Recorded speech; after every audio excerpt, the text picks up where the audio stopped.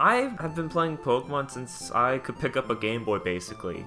I was probably like 5 or 6 years old at the time. I remember the first time I played Pokemon, actually. I remember crying because I lost all my power points on my moves. I didn't know how to restore them, and I feel really silly looking back on that now because all I had to do was basically listen to what the game was saying.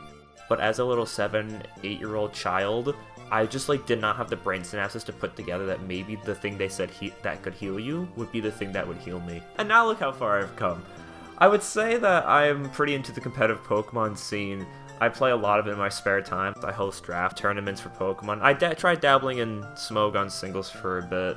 Or, well, competitive singles, like the real tournament scene. But it just didn't really click with me. But I've been playing ladder and hosting my own formats for a good while now. I still love the games. I still love Pokemon a lot, actually. I just find that as I grow older, I have less time to put aside for just gaming. And I want to play new things. I want to play all the new hot stuff that's coming out. I want to play things that are in my backlog. But I don't have enough time, and there's a very realistic side of me that says, alright, I'm putting this time aside so I can game on this. Right now, my game of choice is the Final Fantasy VII Remake. Or Rebirth, whatever.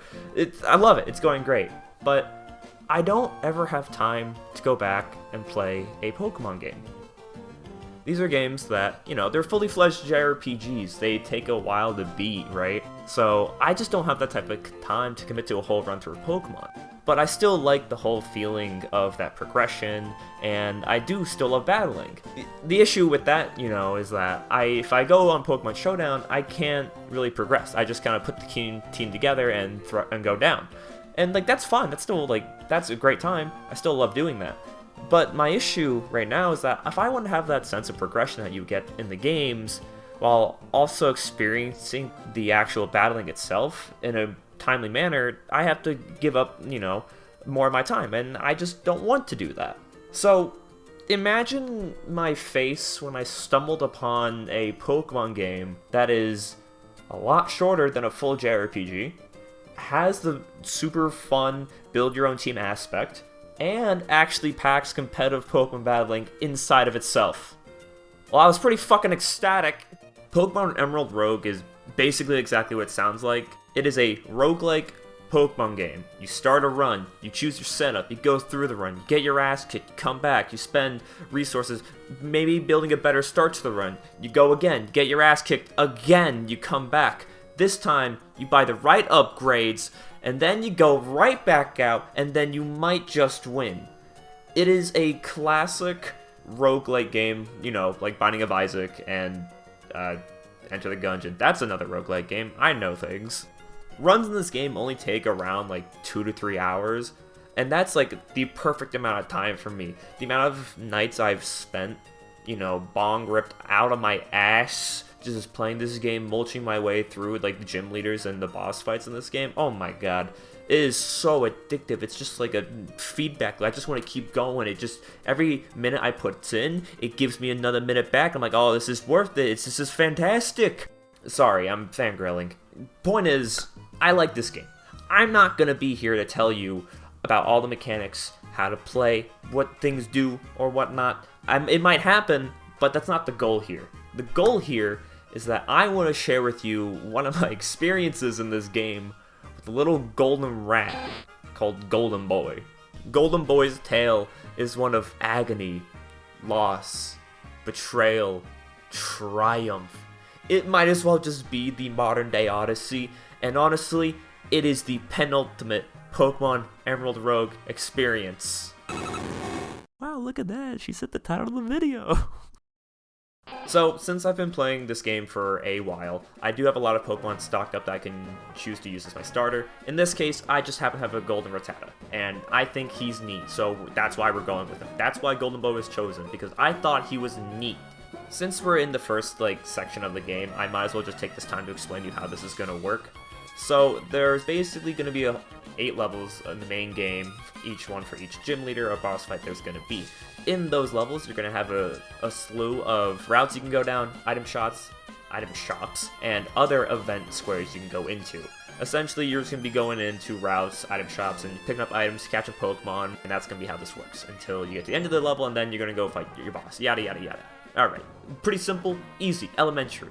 So, with that being said, we get to the end of our first section of routes, and I have picked up a team of a Klefki, a Carvanha, Execute, Rattata, Frillish, and Dupiter. A ton of water types, and that could be an issue if we run into any electric types. But it's still really early in the run, so I'm not that worried about anything like that. And plus, who knows what could happen? Who knows? We might just get the Fire-type gym leader for our first one.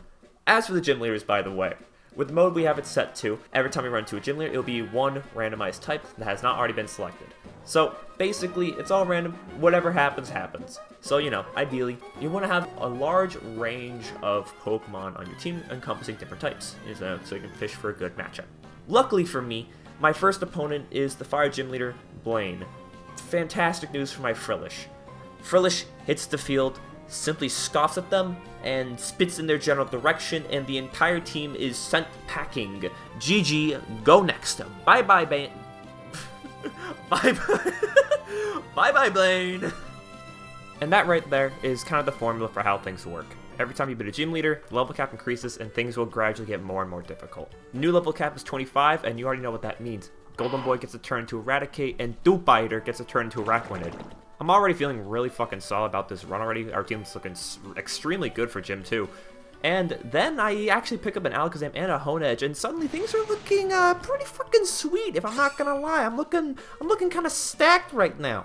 With these new additions and a quick visit to the item shop, I go check out which gym leader is on the chopping block next. The gym leader I'm lucky enough to face off now is Lorelei, the Ice-type gym leader. I'm not gonna lie, this fight didn't really have a whole lot going on. I took my keychain and I threw it at her and she exploded, and I kept on moving with no issues. Anyways, go next! With the Ice Queen out of the way, new route, new level cap, I'm feeling awfully confident. We're 2 badges in, our team's stacked. What's the worst that could happen?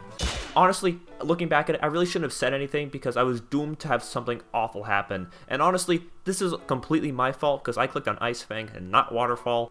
I'm so sorry, Carvanha. I failed you. Ideally, we will carry on with your passing, and Golden Boy will make sure he makes it to the end to carry on your legacy.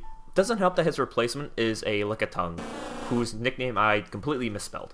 Can you blame me? I'm wrought with distraught, alright? I'm suffering over here. I just lost my favorite little fish. But I'm able to recover. With enough items and TMs and drugs, I can make this Lickitung somewhat usable.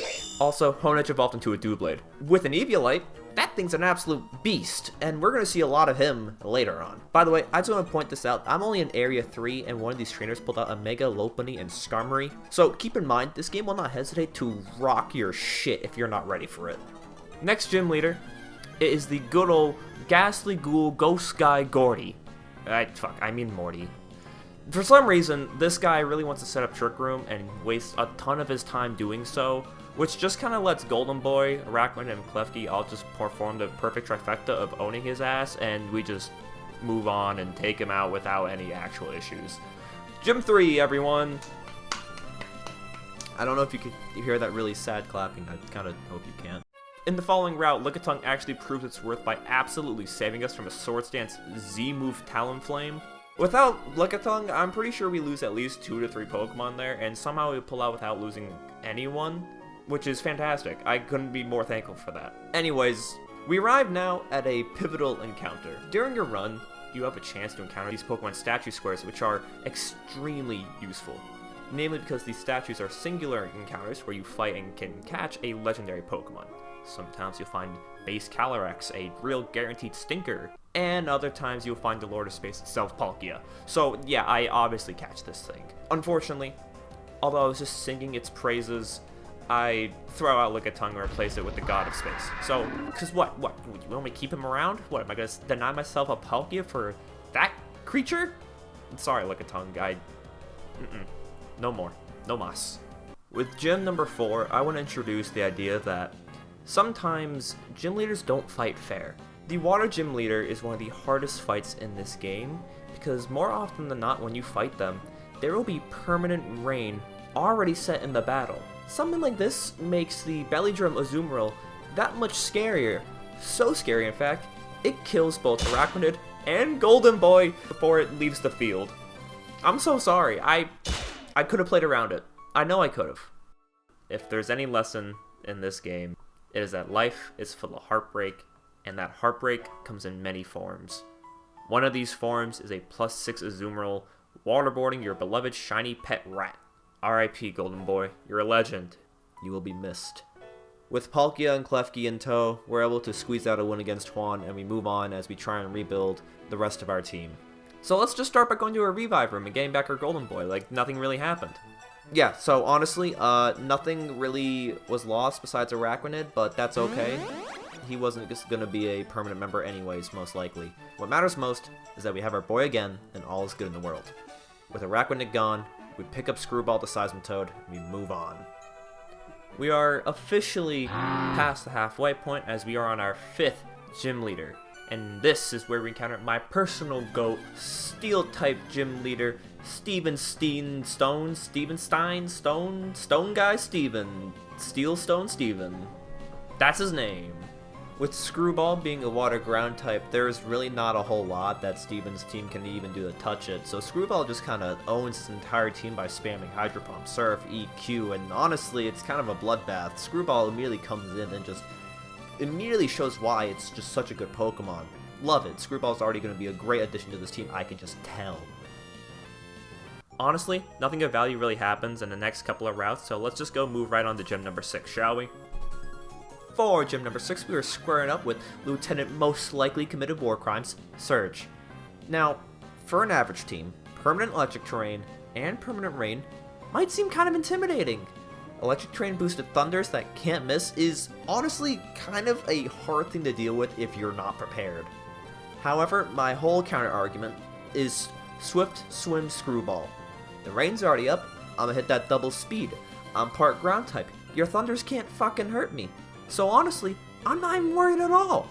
And I am so right to believe that, because as soon as Screwball hits the field, the ground splits and consumes the entirety of Surge's team. Send them to hell, convict them, do whatever, send them to prison, I don't care. Get Lieutenant Surge out of my sight, easy peasy, I never want to look at his stupid face ever again. Officially, we're now at 6 badges, and I say this apprehensively, but again, we are feeling alright. Golden Boy is sitting on his pretty-ass little throne, getting absolutely carried by literally everyone else on the team.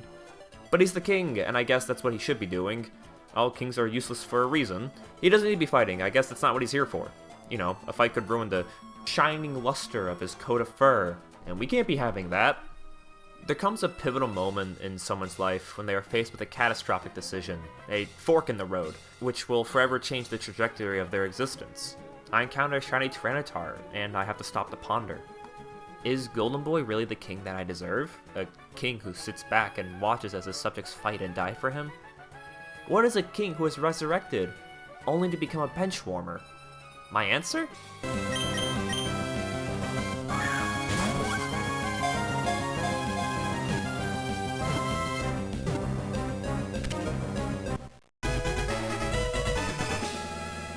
I know in my heart that I deserve a king that will fight alongside his subjects. I look at Golden Boy, and I throw him out with some trash, with some minor hesitation. Risen is the Tyranitar, and shall this new king's reign remain evermore. And unfortunately, right after I catch the Tyranitar, Jingle the Klefki eats shit and gets OHKO'd by a random-ass Crawdont.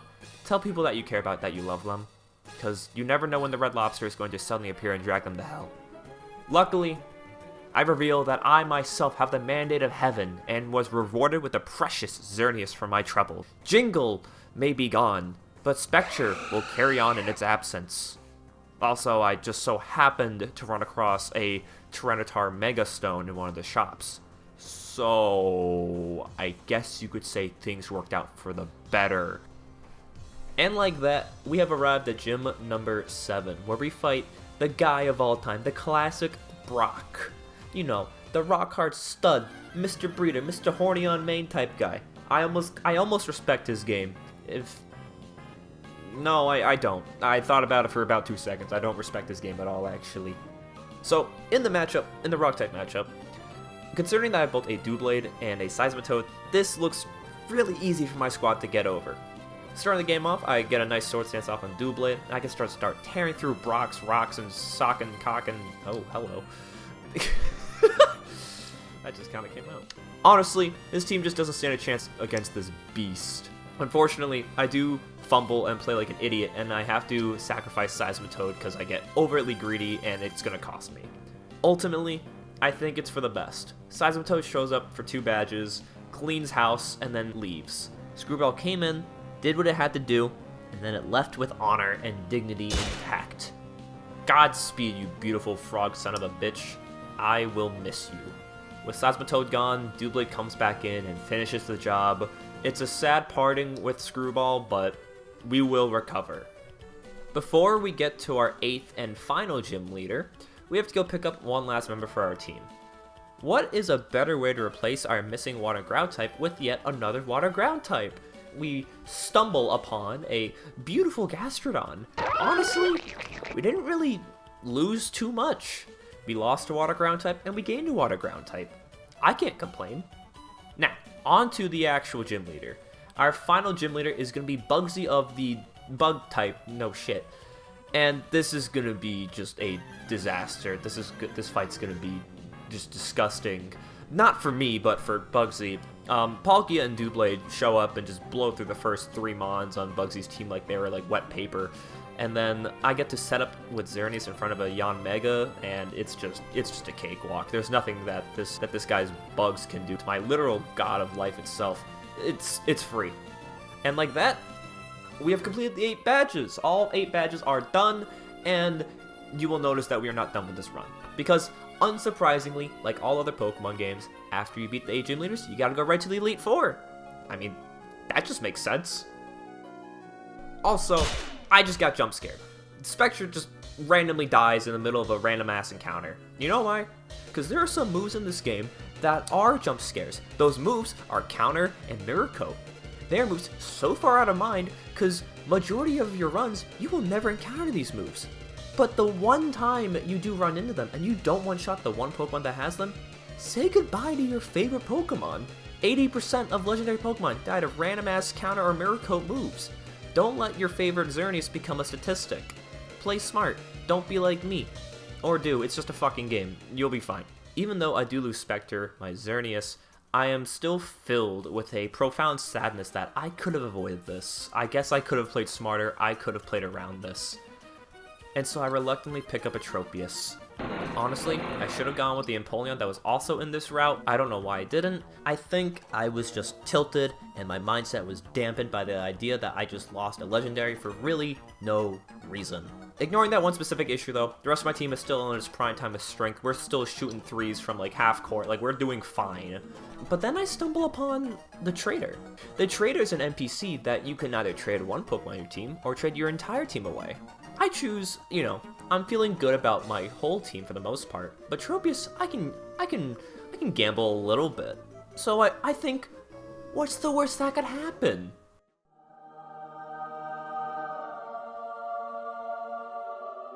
I have been given a beautiful second chance by relinquishing myself a Tropius and its room temperature ass stats. At this battle area, we get all nice and set up, all the right moves, all the right items, and we move on to our first Elite Four fight. It is truly ironic that our first matchup in the Elite Four would have been made so much, ideally, easier with Tropius being here, but I digress. The thing is about our team, it is so strong that we can just kind of ignore type matchups if we really wanted to. And that's exactly what I'm gonna do. I send out my Mega Tyranitar, and I just brute force my way through Namungus. I set up and I start just clapping cheeks, I start shooting shots, I start firing off Crunch, I start firing off Stone Edges, and it goes down and I am sitting pretty. A little bit of Doublade, a little bit of Palkia on the side, we score a couple more kills. It cannot be understated how an NFE mon like Doublade is still taking names, by the way. Like, I could have an Aegislash at this point in the run, but honestly, Doublade's bulk with Eviolite is just proving so useful and valuable to my team, I don't see a real reason to get rid of it. It has had tons of amazing matchups so far in this run, and Erica is one of them. Not a bad start to Elite Four. We're feeling awesome. It would take a lot for me to switch up my team this far into a run, but let's just take a stop at this legendary event real quick, and let's just see what we have in store for us. Again, what's the worst that could happen? Running into a Buzzwole is probably one of the most tempting offers it could have given me. Our team could use a little bit more bulk, and Buzzwole provides that in absolute spades. Alakazam has been with us for a long time, but I kind of forgot we even had it. I haven't used it for any like big battles in so long. I think it's about time we send Alakazam off to retire, and we welcome Buzzwole to our new team. Super Armored the Buzzwole will be filling this new empty slot as of 5 seconds ago. On to Elite Four number 2, and I am so grateful to myself for deciding to pick up Buzzwole when I did, because as soon as I saw Whitney, I knew I made the right decision and Buzzwole was about to go absolutely crazy. And that's exactly why I'm setting out Doublade to do what it normally does and try and own her entire team with this one Pokemon, up until a Diggersby comes in. But luckily, Buzzwole makes its debut, eats up an EQ, and just sends it to hell with superpower. Unfortunately, right after that, we do lose our Gastrodon to a Mega Lopunny, but that is what it is. Honestly, we didn't really need Gastrodon. Sorry, bud. You were disposable. Luckily for us, good old Buzzwole can get that nice revenge kill for us, and then T-Tar can set up on whatever it wants to, and that's the whole game. Both Porygon and Indeedee bite the dust to a couple crunches, a little Stone Edge here and there. Easy peasy. Mwah. And to top it all off, with that new empty slot open, oh look, another revive event. Let's go check that out. Oh, what's that? Xerneas is back too? But honestly, I've really gotten super lucky this run. If this was any other run, honestly, I probably would have traded Tropius for like a Metapod or a Butterfree, and Xerneas would not have been a Xerneas. It probably would have been like Mesprit or a Calyrex. So I am, admittedly, very lucky right now. On to Elite Four number 3. This time we're fighting off against Koga, the Poison-type trainer. And let me be clear, literally nothing interesting happened here. Oh, by the way, I evolved Doublade into Aegislash because I felt like it.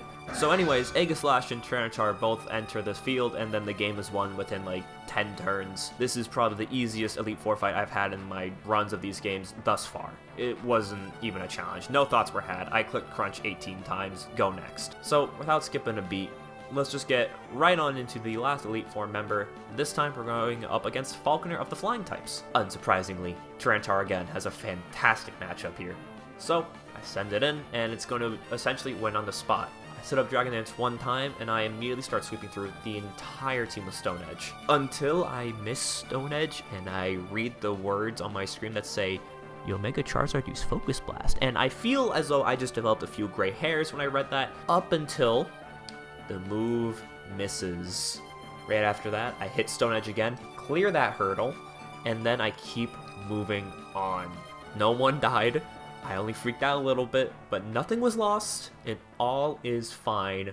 Just in time for the finale. Our team of 6 looks fantastic. Our team is godlike. I can't think of a single way our team could be stronger at this point in time. So let's get right into it. Let's get into the final champion match. Today, we are going to be fighting Sydney of the Dark type. Unsurprisingly, Buzzwole hits the field and takes out the Krookodile and the opposing T-Tar. That baits in the Mega Houndoom, which I just switched T-Tar into, and like that, Sydney decides not to switch out, and that just gives me free setup opportunities for our T-Tar. And like that, the game's over. After 1 or 2 D-dances, the rest of that team just gets swept up by Stone Edge. And like that, the game is over. Is what I would have said if there wasn't a second super secret champion who had to fight on top of the first champion. This right here, this is for realsies. This is the real final fight. Our champion of the day is none other than the legend himself, Red. Garchomp enters as our lead and immediately takes the first kill on the Nidoqueen, no sweat. This brings in the Weavile, but Buzzwole comes right back on in and easily takes it out. Colossal, I guess, kind of pressures Buzzwole, so I do switch out anyways just to bulk it to play it safe, and like that, I Tsunami that thing back the hell where it came from. Alcremie is brought in thinking it can beat the Dragon-type matchup, and yeah, it does, but that's where the Aegislash comes in, and I can just Iron Head all day and it's gone. Howdern comes out after the Alcremie goes down, and I want to play a little bit safe. I'm going to try playing around Mystical Fire. So I switch out to Tyranitar, and instead of setting up for once, I just crunch it twice and I send it packing. And like that, we were at the final Pokemon. Red's last option, my final nemesis before the run is complete. Can my team of 6 beat Red's last Pokemon? He sends out Moltres, a quad Rock Weak Pokemon that doesn't get any coverage to beat my Tyranitar. I click Stone Edge, and like that, the run is complete. No losses in the champion fight, no sweats were had. I pulled an absolutely nutso team. Almost everyone in my team was able to contribute to the final fight. And honestly, that is such a nice feeling. Like, yes, I sculpted this masterpiece of a Pokemon team, and it functions like a well-oiled machine.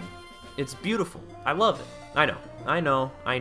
I betrayed Golden Boy and the whole original purpose of this run, but can you blame me?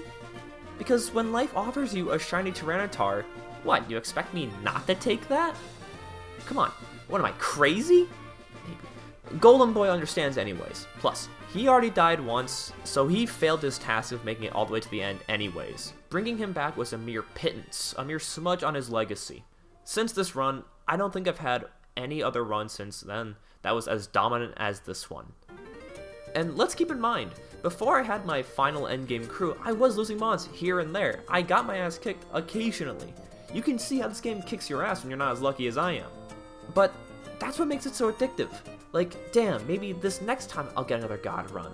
Just like a classic roguelike. It's that classic roguelike feeling. I love it. It's great. I really recommend you give it a go at some point in your earliest convenience. It's such a fun time. And honestly, I think I'm gonna leave it there. That's enough out of me. Thanks for watching. If you liked what you saw, please leave a like and subscribe maybe, or comment. I don't know, do what you want, I'm not your mom. I'll be providing a link to the project's main page down in the description below if you're interested. And that's it. Alright, you have a good night now. Toodaloo.